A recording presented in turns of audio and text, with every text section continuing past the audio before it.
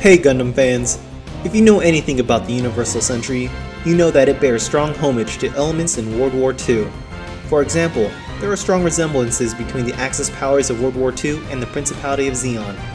Even the chant of Zeke Zeon is almost an exact replica of the Nazi chant for Hail Victory.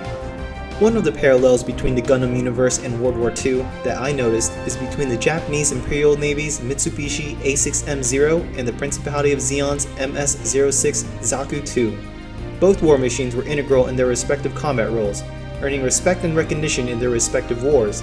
Both war machines were also the prime preference of choice for combat, so much so that Zeon produced over 3,000 Zaku IIs, specifically MS-06F Zaku IIs, and the Japanese produced over 10,000 A6M Reis.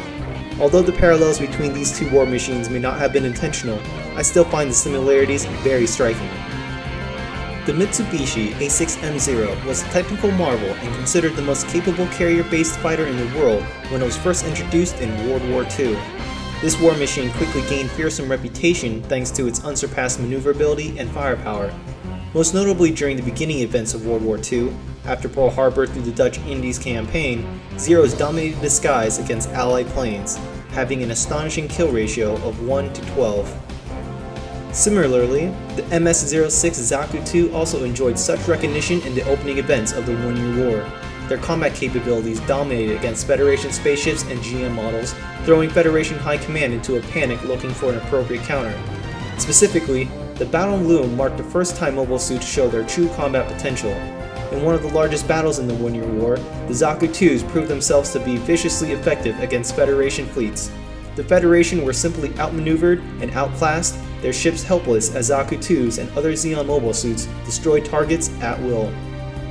However, as both World War II progressed and the One-Year War dragged on, these war machines soon lagged behind their enemy counterparts. Zaku IIs were beginning to lose their once strong advantages as the war came to a conclusion. They were eventually replaced by DOMs, Goofs, and Gelgogs, mobile suits with better firepower, armor, and combat capabilities. Zero would also fall fast behind against their own counterparts. As the Zero fell behind the technological curve, it lost all its maneuverability and firepower advantages and was eventually used for kamikaze attacks. Much like how Zeon is losing experienced pilots to the attrition of the One-Year War, Japan also suffered from losing experienced pilots after major battles like Midway. It was noted that at Zeon's final battle, the Battle of Al-Baku, Zeon had no choice but to use newbie recruit pilots and threw them into battle with little to no combat experience. Although these pilots operated stronger mobile suits than their veteran counterparts, most proved to be useless against the Federation forces. Likewise, Japan lost a tremendous amount of their veterans and experienced fighter pilots. The poor quality of their future pilots, coupled with the outdated Zero, created an absolutely ineffective air force with almost zero combat worth. Regardless if you believe the romance of Zaku IIs and Zeros, these machines produced some of their greatest ace pilots. The Zaku IIs had pilots like Shin Matsunaga, Johnny Reisen, Char Aznavour, and Bernice Ox.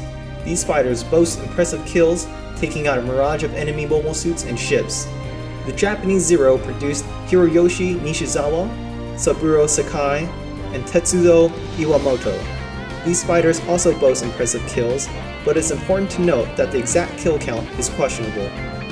Now, the designers who created the Zaku IIs may have not intentionally tried to place similarities between the Zaku and the Zero, but I still think this is a cool concept. Do you think the Zaku draws its origin from the Zero? Do you think the Zaku resembles another war machine? Share your thoughts in the comments section below. Thanks for watching, this is Gundam Flexing, signing off.